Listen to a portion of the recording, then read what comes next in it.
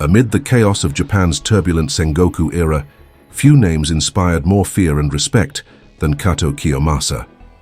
Known for his brutal efficiency, unwavering loyalty, and relentless drive, Kiyomasa was Hideyoshi's iron fist, leading countless campaigns with merciless precision. But beneath his military prowess lay a man consumed by rivalry, torn between duty and ambition, and destined to leave a legacy that would echo for generations. This is the story of Katō Kiyomasa, his rise, his feud with Konishi Yukinaga, his perspective on the Imjin War, and his eventual fall.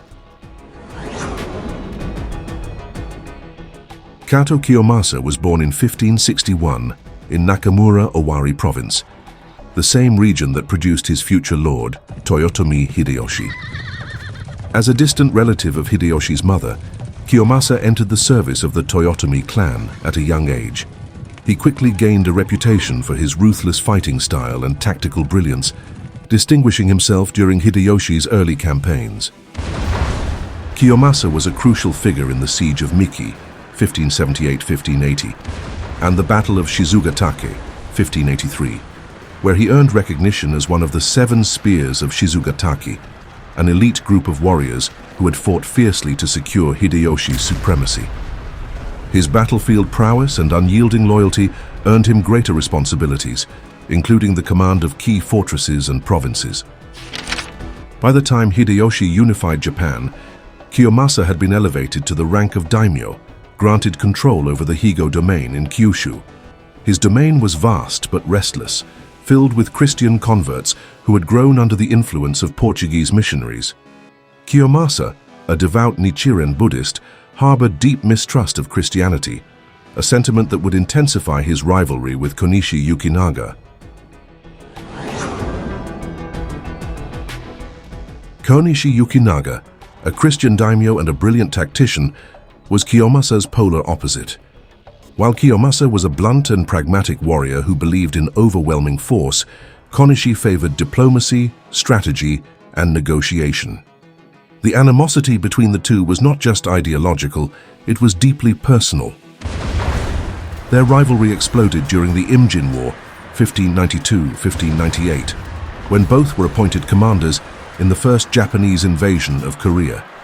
Konishi led the vanguard, capturing Busan and advancing swiftly towards Seoul. This enraged Kiyomasa, who commanded the second wave. The original war plan was to wait for his troops to attack from multiple fronts. Not allowing himself to be outdone by his rival, he proceeded with his own conquest. Despite their shared goal of subjugating Korea, the two clashed repeatedly. Konishi was more open to diplomacy to secure Japan's objectives. Kiyomasa, a samurai warrior to the core, viewed such tactics as weakness. He advocated for a total conquest of Korea, using brute force to crush resistance. Their disagreements led to delays, strategic missteps, and mistrust among Japan's leadership. Kiyomasa's relentless and brutal campaigns earned him the nickname the Tiger of Japan. He earned infamy for his ruthless treatment of captured Koreans. He was known to order the beheading of thousands and took pride in his policy of terror. His methods were designed not only to break enemy morale, but also to send a clear message: resistance was futile. During the second invasion, 1597-1598, Kiyomasa commanded Japan's left army, capturing Ulsan and defending it against a massive Ming and Korean siege. While his campaigns were tactically successful, Kiyomasa's methods contrasted sharply with those of his rival, Konishi Yukinaga.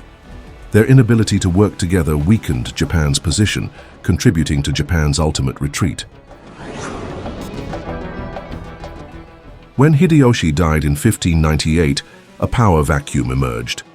Kiyomasa initially supported Toyotomi Hideyori, Hideyoshi's young heir, and was appointed as one of the 5 commissioners to safeguard the Toyotomi legacy. However, Kiyomasa faced a difficult choice as Tokugawa Ieyasu's ambition became clear. Despite his loyalty to the Toyotomi family, Kiyomasa aligned with Ieyasu during the pivotal Battle of Sekigahara in 1600. He saw Ishida Mitsunari, the leader of the Western Army and Konishi's ally, as a scheming politician with little military skills, and he feared that if Mitsunari and his faction prevailed, Japan would descend into chaos.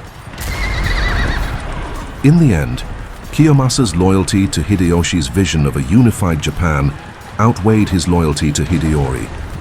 He believed that Ieyasu's leadership, not Mitsunari's or Hideyori's, was the best way to preserve the country Hideyoshi had built.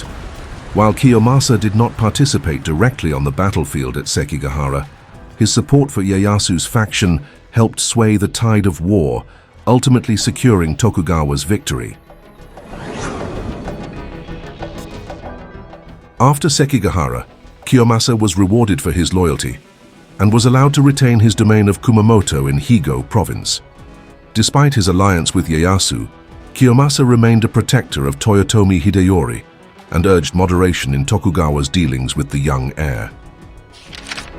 However, Kiyomasa's influence began to wane as Ieyasu consolidated power. Torn between loyalty to the Toyotomi family and his alliance with Ieyasu, Kiyomasa walked a dangerous path. Despite his efforts to mediate peace between the Tokugawa and Toyotomi factions, tensions escalated. In 1611, Kiyomasa died under suspicious circumstances, with some historians suggesting he was poisoned by Tokugawa loyalists who saw him as a threat if a war broke between the two factions. His death came 3 years before the siege of Osaka, where Tokugawa Ieyasu crushed the last remnants of the Toyotomi family. If you dig stories of political intrigue and drama, please subscribe to join the journey. Comment below to help in the algo, like, share, or don't. Thanks for watching.